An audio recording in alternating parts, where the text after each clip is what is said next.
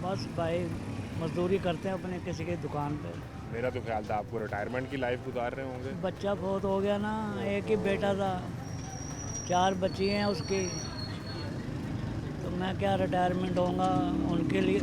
मरियम नवाज़ ने इतनी महंगाई कर दी कि हम लोग 120 रुपये किलो आटा ख़रीद रहे हैं और इतनी मुश्किल से अपना वक्त पास कर रहे हैं। अगर सुई गैस का बिल आता था 400-500, अब 10-10 हज़ार आ रहा। वो जहाज़ खरीद रही, हम अब भूखे मर रहे हैं। खाली वो बना दिया उसने एक रेलवे स्टेशन, तो मुड़ के जनाब अली महंगाई को इतनी चढ़ा दिया उसने। हमारे बिलों के ऊपर बिजली का बिल इतना आ रहा, 10,000 12,000। किस तरह गरीब ज़िंदगी जी रहा, अल्लाह उसको हमारे जैसा बना देवे, ऐसे वज़ीर आला को, ऐसे वज़ीर आज़म को जिसने हम जैसों को दुखी किया। हम अपनी शुगर की दवाई नहीं ले सकते, अपनी कोई खाने पीने की, अपने कपड़े नहीं ले सकते। इतनी मुश्किल से दुनिया वक्त पास करे, ये कैसी हुकूमत है जिसको सिर्फ अपने मुफाद का है, किसी का गरीब का नहीं ख्याल कि 2 वक्त की रोटी गरीब कैसे खाता है। अब 4 बच्चियाँ हो, बीवी हो, आप बंदा हो, वो कैसे अपनी ज़िंदगी गुजारेगा, कैसा महंगाई को कंट्रोल करेगा। 100 रुपये किलो आटा लेने गए, दूसरे दिन गया जी 120 हो गया जी, रोटी 20 रुपए की हो गई। ये कैसी हुकूमत है, सो रही है। लोगों को 60 लाख दे रहे हैं जी, 25 लाख दे रहे हैं, बस सब झूठ बनाते हैं। गरीब आदमी को एक 10 रुपये नहीं देते किसी को। ये 45 साल से इनकी हुकूमत में देखते आ रहे हैं, इनकी हुकूमत में हमने सुख नहीं देखा। ज़िया-उल हक भी आया, मुशर्रफ भी आया। मियां नवाज शरीफ अगले दिन गिलगित बल्तिस्तान गए थे। वो कहते हैं हमने 40-45 साल आपकी खिदमत की है, कोई खिदमत नहीं आप हमारा की। शुक्रिया अदा नहीं करते। और शुक्रिया कैसे अदा करें, ये सब रंगबाज हैं जितने भी ये कबीला है ना, ये जरदारी का भी और इसका भी, ये किसी गरीब के हामी नहीं है।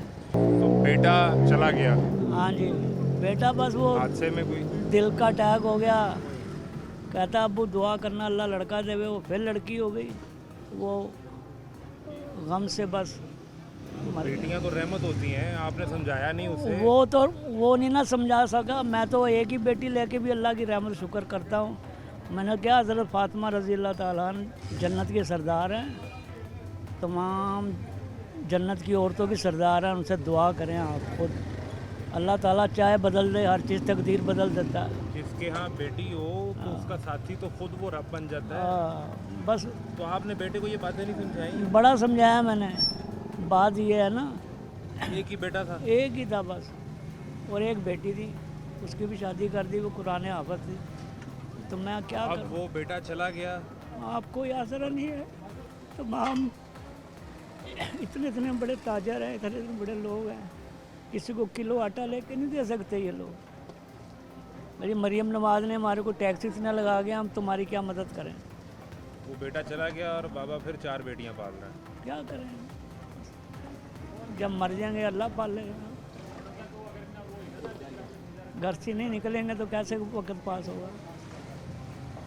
ज़राए आमदनी 600-700 रुपया सारा, जहाँ मैं काम करता हूँ 600-700 रुपया दे देता है। तो बस ये मैं दवाई नहीं ले सकता शुगर की। मेरे पैर देखो, वो एक बैठक थी मैंने किराए पे दी, तो वो शख्स ने ना मुझे 2 साल हो गए ना किराया दे रहा, ना बिल, ना कुछ दे रहा। मेरे कमरे से हमने मीटर काट दिया मेरा, और बिजली काट दी। तो 2 साल से किराया नहीं दिया तो पुलिस के पास जाते ना। मैं गया हूँ पुलिस के पास। पुलिस को तो मरियम नवाज ने कहा है कि किसी को कब्जा ग्रुप को छोड़ना नहीं है। ये आपकी बिल्कुल बात दुरुस्त है, उसकी भी दुरुस्त है। वो जो काली बेटे पैसे लेके बैठ जाती है, वो कल्लो कल्लो को घर से जाके पकड़ के लावे मरियम। वो मैंने टेलीफोन कराया, उसने दरख्वास्त भी करी, सारा कुछ रखा। ये मैंने उसको भी टाइम दिया। मैं कहा तुमने टाइम नहीं देखना ना, वो टाइम देखो जब वो गलत धंधा करता नहीं, है। उसको टाइम क्या दिया? वो जाके मौके पे जगह देखे, आपकी मलकियत है, वो मेरे छोड़ नहीं रहा।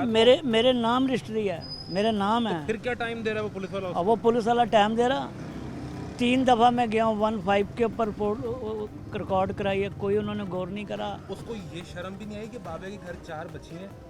कोई शर्म नहीं, कोई शर्म नहीं। मैंने बस ये देखा, वो मुकबर जोन से है ना, वो ये कहते नहीं हम सेल्स कमेटी हैं। आप समझ रहे हैं बात?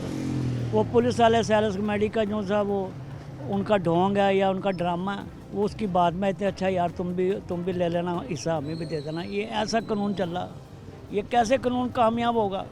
मैं गया हूँ ला इलाहा इल्लल्लाह मोहम्मद रसूलुल्लाह दरख्वास्त दी है 4 महीने पहले, और वो यासिन नाम का था इंस्पेक्टर 2 फुल वाला, कह रहा आप बाबा ही फिक्र ना करें, आपका मसला हल हो जाएगा। कोई मान लिया सर, मैंने फ़ोन दोबारा किया, उसने उठाया ही नहीं। दोबारा 10 दफ़ा थाने गया, वहाँ जाकर उसने बात नहीं सुनी। बाबा किसी को सियासी वजीर का, मुशीर का, किसी वजीर आला का, वजीर आजम का फ़ोन करवाता, वो मैं यहाँ घूम जाती इंस्पेक्टर की। हाँ, वो है अपना बाबे ने समझा कि मैं खुद ही जाऊंगा थाने, मेरी सुन ली जाएगी। मियाँ शजाउर रहमान के है ना मुझे, वजीर खजाना पंजाब के। हाँ हाँ, वो उनका घर है वहाँ पे। तो मैंने उनको ईद को मिला था, मैंने उनको कहा था मेरी मसला हल कर दो। मरियम नियाज़ तो कह रही मकान, दुकान, प्लाट कोई कब्ज़ा करे तो फौरी तौर पे खाली कराओ, मेरे नाम रजिस्ट्री है, ये क्यों नहीं खाली हो रहा? तो क्या कहा उन्होंने? उन्होंने कहा जी हम इंशाल्लाह मरियम आएगी तो मेरे घर आते हैं, मैं उनसे आपकी रिक्वेस्ट करूँगा कि आपका मसला हल हो उन्होंने जाए। तो एक फ़ोन करना है थाने में, कोई बात नहीं। वो पुलिस वाला आपको ढूंढता फिरेगा, बाबे साड़ी जान छुड़ा। हाँ सही है, नहीं किया फ़ोन? कोई फ़ोन नहीं। और करता तो मैं आपको क्यों बताता, मैं यहाँ क्यों रोता फिर बैठ के? आपने उन्हें बताया नहीं कि आप पे क्या मुश्किल आन पड़ी, बेटा चला गया, 4 सब बेटे। सब बताया उन्होंने, सब बताया। उन्होंने ये नहीं कहा कि ये बात है नहीं हल होगी, उन्होंने कहा ये हल होगी। अब तो 5 साल सज़ा है, 20 लाख रुपए जुर्माना, कोई कब्जा करे किसी के घर का। ये तो उन्होंने सारी तो बातें उसमें बताई। मरियम ने क्या करना था? वो तो एक फ़ोन करके एसएचओ को कहते हाँ कि बाबे का मसला हल करो। हाँ, वो कह रहे जी मैं तुम्हारे को टेलीफोन करा दूँगा। अभी तक इस्लामाबाद से नहीं पहुँचे वो। जब मैं जाता हूँ घर कहते इस्लामाबाद गए, जब मैं जाता हूँ इस्लामाबाद गए। अब बताओ क्या करूँ? अब मैं अभी भी जा रहा हूँ वहीं, मैं चलो मैं जाकर उसको करूँ ना, शायद आ जाए। मैं कहा हमारी बात सुनी जाए। अलीम खान है, वो शुएब सिद्दीकी है, इनके पक्के बंदे हैं। उन्होंने भी कहा आप उनसे कहें इंशाल्लाह वज़ीर ख़जाना वो बड़ी बात सुनेंगे।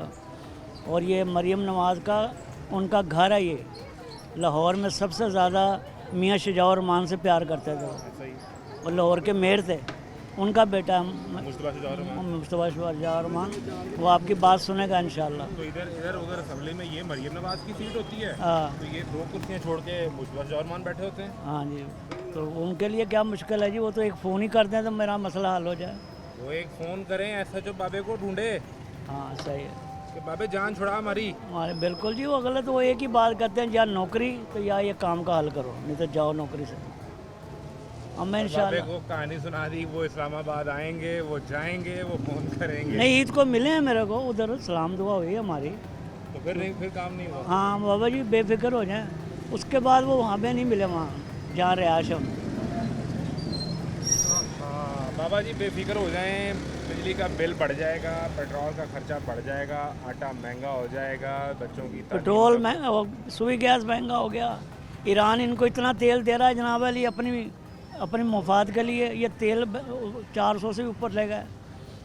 गैस जो सा था हमारे को 500-600 रुपया बिल आता था, वो जनाब अली 10-10 हज़ार बच्चियाँ हैं चारों, हाँ जी, बेटे की बच्चियाँ हैं जो आपकी पोतियाँ हैं, हाँ उन्हें क्या पढ़ा रहे हैं? वो पढ़ रही है वो। सरकारी स्कूल में? हाँ सरकारी, ये प्राइवेट हमारी हैसियत ही नहीं है। सरकारी में कोई निज़ाम है तालीम का कि बेड़ा ही करके है?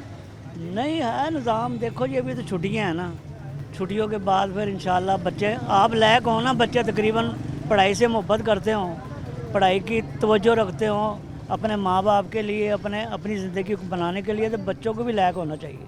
नहीं, कोई स्कूल में कोई टीचर भी तो आता हो ना, कोई स्कूल आते में हैं किताबें भी हों, आते कोई हैं पढ़ाई का निज़ाम भी हो। आते हैं, अगर वो नहीं ना देते हम खुद अपनी कोशिश से ही अपनी किताबें ले आते हैं, कोई बात तो नहीं। किताबें तो सरकारी स्कूल में मुफ्त मिलेंगी। वो जो कुछ मिलते हैं कोर्स, कुछ कहते हैं नहीं है ये हमारे पास।